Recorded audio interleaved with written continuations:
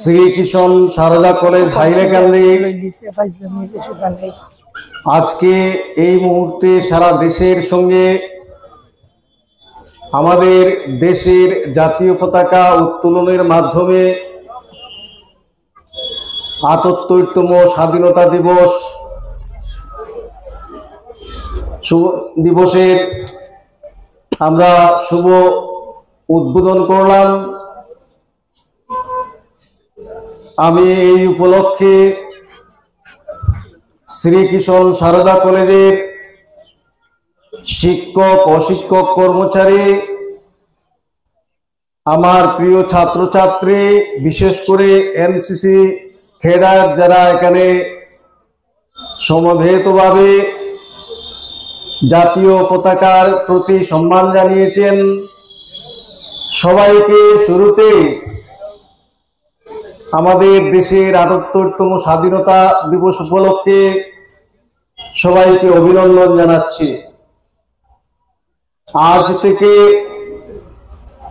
ঠিক ৭৭ বছর আগে ১৯৪৭ ইংরেজির ১৫ই আগস্ট আমাদের ভারতবর্ষের স্বাধীনতা ঘোষিত হয় এবং ২০০ বছরেরও অধিক সময় ধরে ব্রিটিশ উপনিবেশের হাত থেকে আমরা এই স্বাধীনতা অর্জন করেছিলাম। যারা স্বাধীনতার সময়ে জন্মগ্রহণ করেছিলেন সেই প্রজন্মের প্রায় কেউই জীবিত নেই এবং তার আগে যারা স্বাধীনতা আন্দোলনে অংশগ্রহণ করেছিলেন সরাসরি তাদের সঙ্গে আমাদের কোনো সম্পর্ক নেই। আজকে এই মুহূর্তে এখানে দাঁড়িয়ে আমরা হয়তো স্বাধীনতা দিবসকে বিজয় উৎসব হিসাবে উদযাপন করছি, তার জন্য আমরা ভীষণভাবে আনন্দিত যে আমরা একটি স্বাধীন সার্বভৌম রাষ্ট্রের মালিক।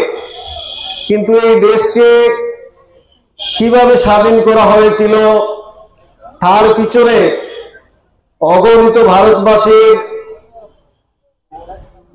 যে ত্যাগ, সেই ত্যাগের ইতিহাস আমরা অনেকেই জানি না, জানলেও সেটা আমরা আমাদের অন্তর দিয়ে আমরা উপলব্ধি করতে পারি না।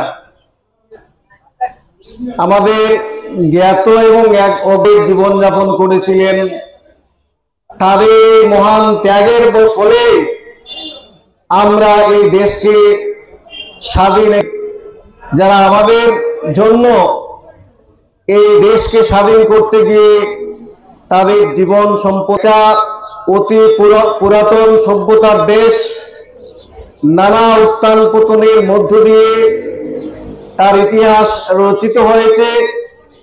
কিন্তু তা সত্ত্বেও এই দেশের মানুষের যে জীবনযাত্রা, এই দেশের মানুষের যে সংস্কৃতি, ইতিহাস, ঐতিহ্য, সভ্যতা, তার কিন্তু একটা ধারাবাহিকতা আমরা দেখতে পাই। যখনই আমাদের স্বাধীনতাকে ছিনিয়ে নেওয়া হয়েছে ঠিক সেই সময়ে প্রয়োজনে দেশের মানুষ একত্রিত হয়ে তাদের স্বাধীনতাকে পুনরুদ্ধার করেছে।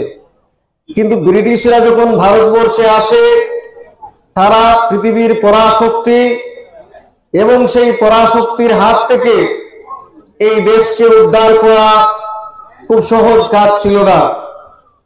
এবং তার জন্য সবচাইতে যে বিষয়টি প্রয়োজনীয় ছিল সেটা হলো এই যে আমরা ভারতবাসী মাত্রই এক, আমাদের ভাষা, অঞ্চল, ধর্ম, বিশ্বাস পৃথক হতে পারে, কিন্তু ভারতবাসী হিসেবে আমরা সবাই এক, সেই মন্ত্রে ভারতবর্ষের মানুষ উদ্বুদ্ধ হয়েছিলেন।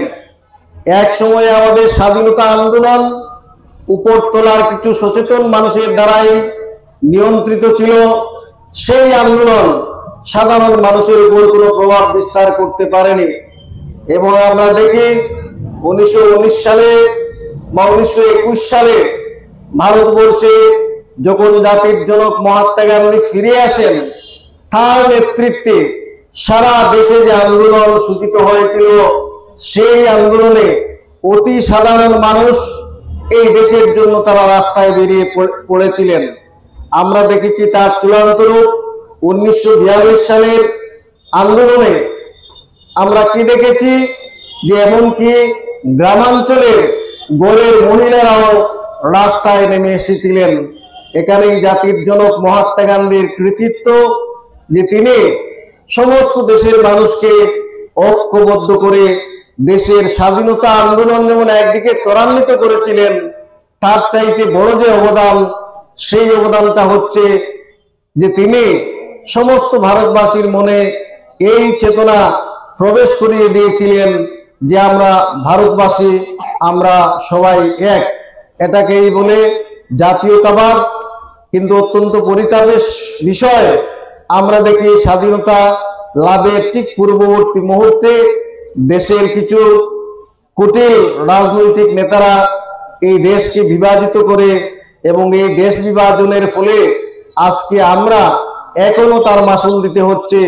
নানাভাবে এই উপদেশের মানুষ জর্জরিত। ইতিহাস থেকে আমাদের শিক্ষা গ্রহণ করা প্রয়োজন। আজকে স্বাধীনতা লাভের পর আমরা ৭৭ বছর অতিক্রম করেছি, এবং এই ৭৭ বছরে আমাদের যে অ্যাচিভমেন্ট, আমাদের যে প্রাপ্তি, তার যদি আমরা মূল্যায়ন করি, স্বাধীনতার সঙ্গে এই দেশে কোনো শিল্প প্রতিষ্ঠান ছিল না, আমরা নিজের থেকে কিছুই তৈরি করতে পারতাম না। কিন্তু আজকে বিশ্বের মধ্যে ভারতবর্ষ এক পরাশক্তি হয়ে দাঁড়িয়েছে। বিজ্ঞানে বা অন্যান্য ক্ষেত্রে, প্রযুক্তিতে ভারতবর্ষের অবদান আজকে পৃথিবীবাসী স্বীকার করছেন।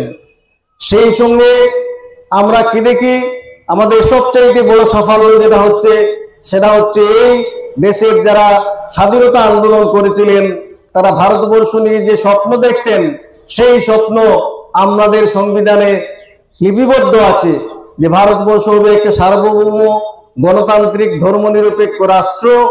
এখানে সকল নাগরিক সমান, এবং সবাই মিলে আমাদের যে মূল পরিচয়, সেটা হচ্ছে আমরা ভারতবাসী। এই যে গণতন্ত্র আমাদের, আমরা দেখি পৃথিবীর বিভিন্ন রাষ্ট্রের মধ্যে একই সময়ে তারা স্বাধীনতা অর্জন করেছিল, কিন্তু গণতন্ত্র সেই সব রাষ্ট্রে সফল হয়নি। ভারতবর্ষে আমাদের গণতন্ত্রকে আমরা বলতে পারি একদম সফল। আমাদের প্রতিবেশী রাষ্ট্র বাংলাদেশে আমরা দেখেছি অতি সাম্প্রতিক যে ঘটনা ঘটেছে, সেটা গণতান্ত্রিক ইতিহাসে একটা কলঙ্ক। কিন্তু ভারতবর্ষের ইতিহাসে আমরা দেখি, আমরাই আমাদের প্রতিনিধিদেরকে নির্বাচন করে তারাই পরোক্ষভাবে আমাদেরকে শাসন করেন। এটা হচ্ছে আমাদের সবচাইতে বড় সাফল্য। তার সঙ্গে আমাদের নেতিবাচক অনেক দিক আছে, সেগুলো আমাদেরকে উচ্চারণ করতে হবে। আমাদের ত্রুটি কোথায়, সেই সমস্যা, সেই বিষয়গুলোকে আমরা যদি চিহ্নিত করে সমাধান করতে না পারি, তাহলে এই দেশ এগিয়ে যাবে না।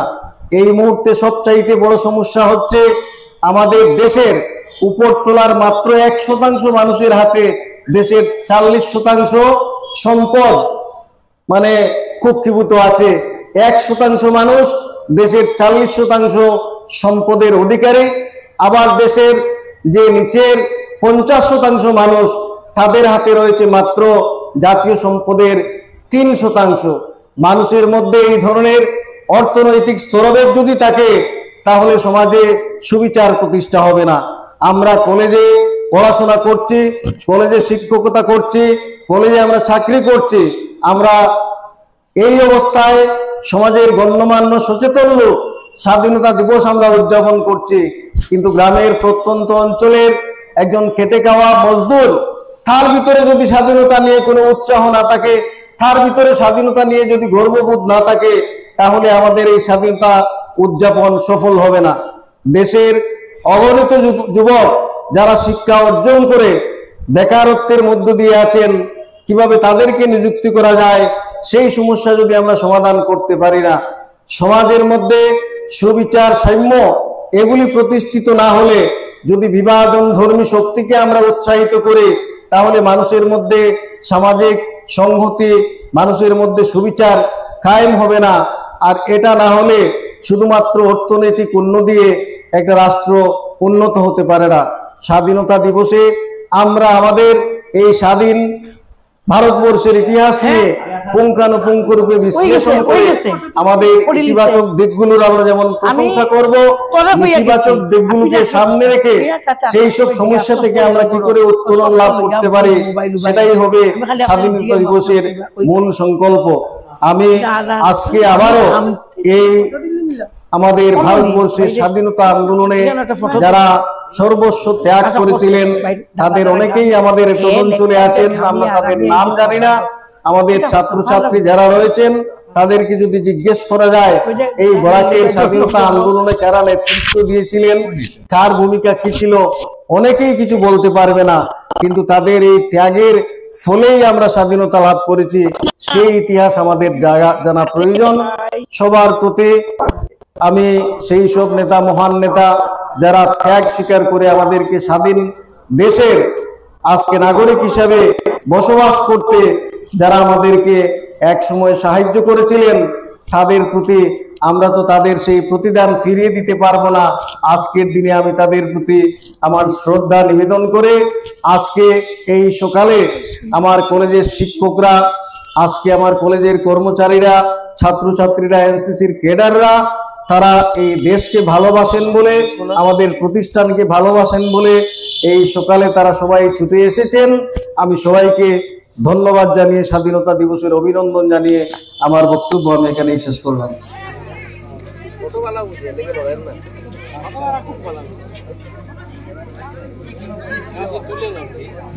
হাসো হাসো হাসো হাসো